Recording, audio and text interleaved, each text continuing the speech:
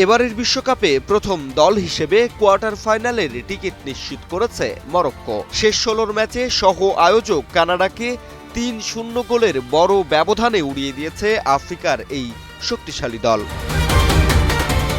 Scoreline যতটা একপেশে, ম্যাচটা কিন্তু ততটা ছিল না। শুরু থেকেই আক্রমণে আধিপত্য ছিল কানাডার।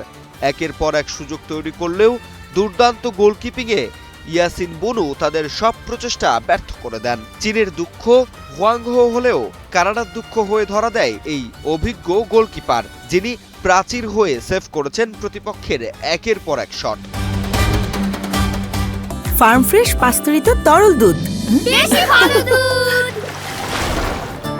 প্রথমার্ধ গোলশূন্য ও খানিকটা ছন্দহীন খেলা দেখা গেলেও বিরতির পর বদলে যায় ম্যাচের চিত্র। ৫০তম মিনিটে আশরাফ হাকিমির তৈরি করা আক্রমণ থেকে আজেদ্দিন উনাহি মরক্কোকে এগিয়ে দেন। তবে গোল হজমের পর আরও মরিয়া হয়ে ওঠে কানাডা, কিন্তু সুযোগ নষ্টের মাশুলও দিতে হয় তাদের। ৮২তম মিনিটে নিজের দ্বিতীয় গোল করেন উনাহি, আর যোগ করা অতিরিক্ত সময়ে সুফিয়ান রাহিমির গোলে ৩-০ ব্যবধানের দাপুটে জয় নিশ্চিত করে মরক্কো।